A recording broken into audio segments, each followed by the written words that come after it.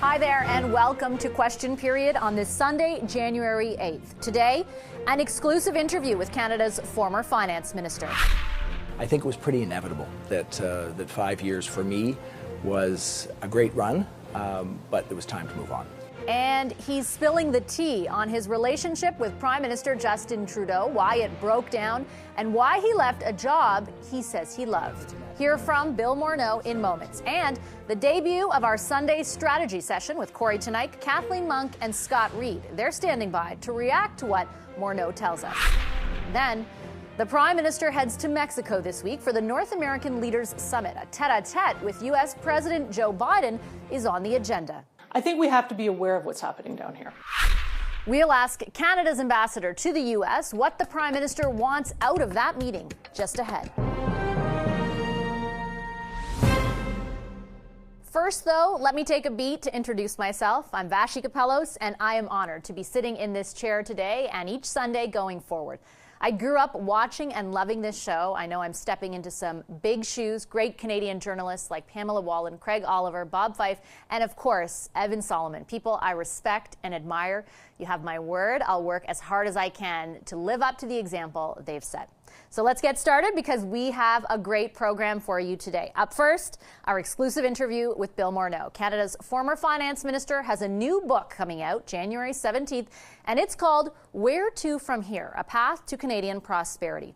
Just over 2 years ago, Morneau resigned following leaks to the press that he and the Prime Minister were at odds. At the time, Morneau said he was leaving to make a bid to lead the OECD, an international organization. This book, though, tells a different story. You start this book off in chapter 1 called Conversation in an Empty Room. You're referencing the conversation that you had with the Prime Minister when you told him you would be leaving your position as finance minister. It's not something that you've talked much about before this book. You write that I was walking away from a job I had loved, and of course you're referencing all those leaks. It followed basically a number of leaks suspected, from the Prime Minister's office to a number of media outlets that described, a relationship between the two of you fraught with tension, and that the clashes over COVID policy had just become too great, essentially. The truth was, you write, though, that there were differences, but they would have been reconciled or should have been. Why weren't they? Well, let me start by saying congratulations on your new show. Thank you. It's really fun to be your first guest. It's been a long time, so I'm happy to be here. Thinking back, it's natural that there's tension between a finance minister and a prime minister. In fact, there should be. There really needs to be that tension. And with us, there was a healthy tension during the entire time that we were in office together. I think what happened during COVID was, was an intense pressure cooker of an environment. We came to very much a consensus early on that we needed to support people and do it in a really significant way. And then as we moved farther along in COVID, myself and the Department of Finance were thinking about, how do we move out of this? How do we taper the support? And I think the natural tension there was the Prime Minister and his office were much more focused on, how do they give confidence to Canadians? So that was quite a difference of opinion and really led to a situation where the sustainability of our relationship was not there. And so we got to some tough moments, and that was the challenge. When you reference those tough moments, and I'll get into some of the more specifics about how you describe them, how far was the gulf during COVID between you and the Prime Minister? I think in the early days, we were very aligned. We realized we needed to massively support people. They were off work. They didn't have access to, day-to-day money to support their families. And then as we got farther along in COVID, what we were really trying to do at the Department of Finance was think about how do we taper these benefits? How do we make sure that we come out of this supporting the right people, but taper it in a way that ensures that our economy can remain strong? So we diverged as we got farther along, and that tension, at the end of the day, the Prime Minister is in charge, not the Finance Minister. So that tension led to some pretty big challenges. And those challenges you get more specific on during the book. On page 241, you describe discussions about the business subsidy and how you had presented a whole package of research done by yourself and your department, and you had the feeling that there was an agreement made, and then the next morning an announcement was made that didn't align in any way with what you thought had been agreed to. You called it one of the worst moments of my political life. Describe that for us, that moment for us in more detail, if you could. Well, first of all, I'm impressed that you read to page 241. I went all the way to the end. That's great. Yeah. You know, my goal all the way through my time in office was really how do we deal with the economy that's going to create long-term advantage for the country, so opportunities for future. And so being fiscally prudent was always a big part of what I wanted to ensure we were doing as Minister of Finance. So I think in a moment where I saw us taking decisions that were more significant than I thought we needed, it was frankly extremely frustrating. And so it's not a new thing between finance ministers and prime ministers that there's tension. And 5 years working together is a pretty long time. But I think in that moment, it started to sow the seeds of a challenge that we just weren't going to be able to overcome. Do you think you would have resigned even without those leaks?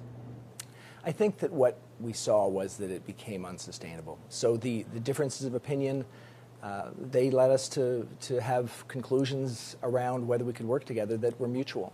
And so whether it was about leaks or whether it was about that difference in vision, I think it was pretty inevitable that 5 years for me was a great run, but it was time to move on. When you talk about those tensions, though, and I just want to make sure we sort of describe how you describe them in the book adequately, because if they reach a point where you no longer feel you can occupy that position or you no longer want to work with the Prime Minister, they're not minimal, right? The way that you describe, for example, the difference in your approach and the Prime Minister's during the pandemic, we lost the agenda. During the period when the largest government expenditures as a portion of GDP were made in the shortest time since the advent of World War II, calculations and recommendations from the Ministry of Finance were basically disregarded in favor of winning a popularity contest. That's a pretty big deal. Your view was that the finance ministers and the finance department's recommendations on fiscal policies were disregarded because of what? Because of what? What do you think? Well, I think what happened was, to be fair to both sides, what the Prime Minister and his team were trying to do appropriately is ensure that Canadians had confidence that they could deal with an enormous challenge. And we shared that goal. But this secondary goal for the Department of Finance was to make sure that as we gave that massive support that we reduced it at a time that made sense. So the timing and the scale of the support, we had a difference of opinion. You talk about them wanting to inspire confidence, and I understand that perspective. It was a time when many Canadians were worried about the fact that they might not have a job or that they, about their health or their ability to work. But you don't just describe it as that in the book, right? You describe, and in that last sentence, winning a popularity contest. In your view, is the Prime Minister too focused on how the public perceives what he and his government do? I think one of the important threads of my book, and I hope people will read it, and I hope this will help people to pick it up, is that the challenge of our modern day government is the 24/7 news cycle is something that people have an incentive to react to. They want to react to that. And when you do that, your ability to focus on the long term, your ability to focus on growth of the economy, your ability to focus on the energy transition, your ability to focus on not just a one-year solution for healthcare, but an enduring solution for a generation, is challenged. Because if you're just dealing with the 24/7 news cycle, you don't make those long-term decisions that are going to be really good for this generation and the next generations. So that's really a key thread in the book. It's nothing different than what I would have said when I was around the table for 5 years. We need to be thinking about those long-term, really important issues. And if we don't put the growth in the economy at the front, we won't have the ability to sustain the great social programs that we have. A country that has so much advantage is only going to be that if we continue to have a strong and growing economy. So that to me is the issue. And it's not this government, it's every government that will be faced with the challenge of the 24/7 news cycle, the immense challenge of dealing with social media that makes things that much more urgent. And I certainly did get that from the book, and I have more questions about the kind of greater economic vision in a second. But I know you're saying it's not just this government, it's other governments, but you are critical of this government in the book, very specifically so. And so I do want to ask you bluntly, do you think the Prime Minister is an effective manager of the economy? I think that this government has rightly focused on the challenge that we have in terms of Canadians all feeling like they can face up to their individual economic challenges. Things like the Canada Child Benefit were critically important for a really significant number of Canadians in feeling confident that they can raise their kids. The work that I did on expanding the Canada Pension Plan is going to be very important for the long term. But I think being an effective manager of the economy means going past those immediate things and thinking about the long term. So doing that requires strong relationships with the provinces, and it requires a strong and positive, sometimes challenging, but positive relationship with the private sector, because that is where growth is going to come from. That's where investment is going to come from. So I think for this government to be more effective, and everyone can always do better, more effective in managing the economy, it's about engaging with the provinces to make sure that we create those opportunities across the country. It's about engaging with the private sector and thinking about how working together creates a better business environment. I tried to do that while I was there. It was an ongoing challenge, and I think that is for sure a very important challenge for this government, especially today. I take your point in all of that, but I'm going to repeat the question because it wasn't a specific answer. Do you think the Prime Minister is an effective manager of the economy? Well, as I said, I think everyone can do better. And I think that the possibilities here are about creating a better and more sustained environment for business investment. And I think that is a challenge that the government needs to focus on. Reading through your book, the impression I'm left with, though, is that you don't think that's happening. I think that we right now have a very big challenge. We have too little business investment in this country. We have a sense that some of the regulations that have been put in place are challenging for businesses to work with. I don't necessarily agree with all of that discussion, but I think there's a tone and tenor that is accurate, that there is not enough dialogue between the government and the private sector, and that could improve our outcomes dramatically. So I think we could have done better while I was there. I think that the government can do better now, and I think being an effective manager means focusing on a few things that are critically important and doing them every day. The challenge of the 24/7 news cycle response is that takes your eye off the ball.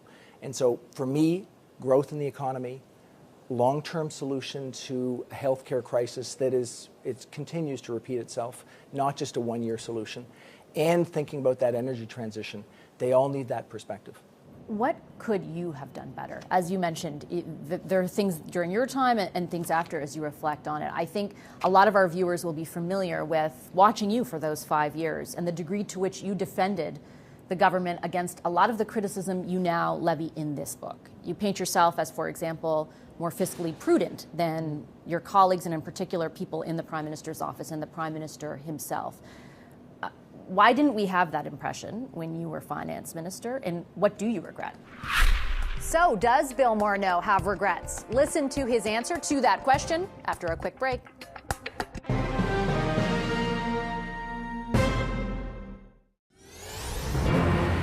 Welcome back. Former Finance Minister Bill Morneau spends a good chunk of his new book, Where To From Here? A Path to Canadian Prosperity, telling Canadians how he thinks the Prime Minister mismanaged things. But what about his own regrets?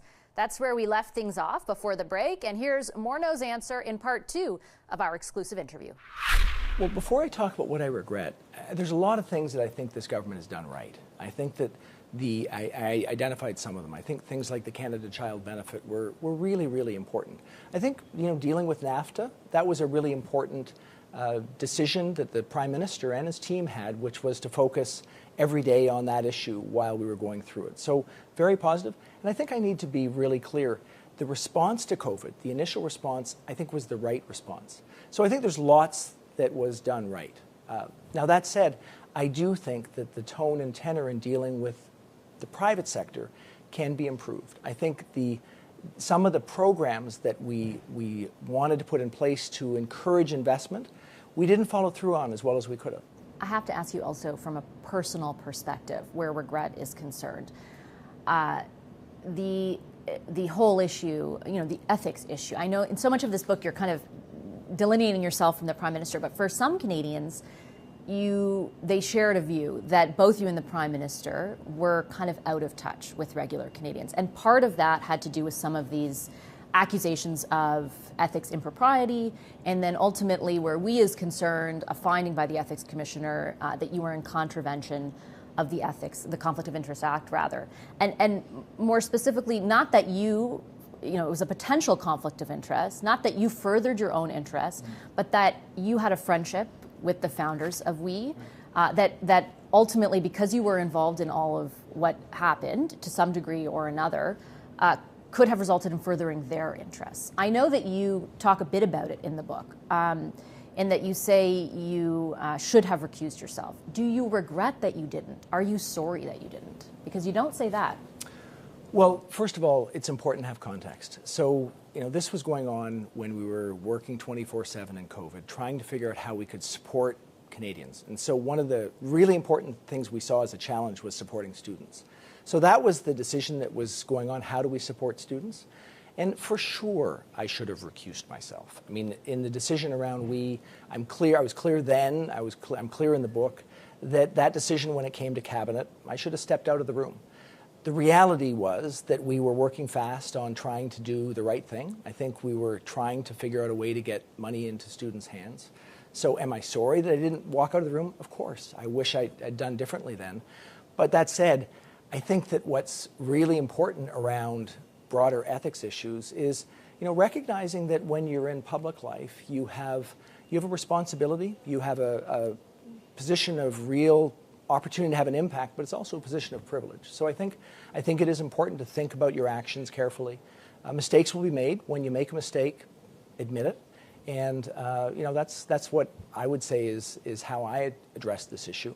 I think importantly going forward, people need to be careful and recognize that confidence of Canadians will be enhanced if people take responsibility for their actions. Do you wish, and acknowledging the context around COVID and how fast things were moving, do you wish you had been more careful? I don't know that I see it as something other than I should have made a decision that I didn't at a particular moment in time because I wasn't involved in the scrutiny of who was going to do which program. I was very much engaged on setting up the CERB benefit and setting up the benefit for the wage subsidies. So there were a lot of things going on, but we can always do better. And I think it's important to remember that in government, that responsibility is an enduring responsibility. You served in the portfolio for 5 years, pretty long compared to a number of other finance ministers. So I think it's incumbent to ask you about the current economic situation this country faces, and in particular, something I know a lot of Canadians are worried about. Do you think there will be a recession this year? I think the challenge that we're facing now is obviously significant. The only appropriate response for the central bank is to deal with the level of inflation. Inflation is hugely problematic for people to deal with, and so when you raise interest rates, inevitably there's less investment. So I do worry about the potential for a recession in 2023. My hope is that if we have one, it will be a shallow recession and one that we'll be able to come out of. But I do think it's important for us to recognize that in managing the economy, that is a likely, or at least a high potential outcome. And it means, the message around fiscal prudence is doubly important. We really need to make sure that we're not adding to the challenge with government actions. Was there too much stimulus in the economy? Did the government spend too much during COVID? Well, I think if you look around the world, what you would say is that generally there were some countries that did particularly well in supporting their citizens, and I think Canada was one of them. So I think you have to start with that perspective. The 30,000-foot view is we did a good job in supporting Canadians. Was there too much? Probably, but getting it exactly right, that's tough. So I think now that we have the benefit of seeing, what transpired, I think we need to be very cautious given that we know that the economic environment that we're facing is challenging. You also write extensively about the significance of the role of the provinces and the relationship between the feds and the provinces in fostering economic growth, in navigating what could be a recession this year. That relationship is at a boiling point right now. You don't advocate for writing a blank check in this book, but should the Prime Minister be meeting with premiers on the issue? Well, in my view, and I'm pretty clear in the book, the relationship with provinces for Canada and the federal government and the provinces is job one. So it's both directions. I think working on that relationship is critically important. The example from the book is when we expanded the Canada Pension Plan. I mean, by definition, this is something that people don't pay day-to-day attention to. It doesn't get you many political votes because people aren't thinking 20 years in the future. Yet we got all the provinces to work together to consider how we could enhance pensions for Canadians long down the road. And we did that even though not all provinces were on board. And in fact, at least one, Saskatchewan, was absolutely not on board. But we worked with them to find a way to get them willingly to come on board. So I think there is the potential for working with the provinces. It requires diligent work. Nothing happens in relationships without meeting together. That theme of relationships and the significance of them in politics, in government, echoes throughout the entire book. Is your relationship with politics done, or would you entertain a return to it? Well, let me just say, I really enjoyed my time in office. I mean, it's exciting to be at the center of what's going on in the country, but more importantly, it's really meaningful to be able to have a big impact on the country. So I very much enjoyed the time doing that. I think that right now, the things that I can do, I think I can add more value outside of that life. I mean, I think by advocating for pro-growth policies, by advocating for an energy transition that recognizes Canada's great strengths, but that we also need to figure out a way to decarbonize, by advocating in things like what I'm doing with you today. So I think that's an important role that I can play. And for me, at this stage of my life, I think that's, I hope, a place where I can continue to have impact. So is that a never or just a not now? Well, politics is all about timing, and I think the timing for me now is to be back in the private sector to find a way to make an impact there. Okay, Mr. Morneau, I'll leave it there. Thank you very much for your time. I really appreciate it. Thanks so much. Coming up, the inaugural Sunday strategy session. We'll dig into the interview you just heard. Kathleen Monk, Scott Reed, and Corey Tenike are here. Don't go anywhere.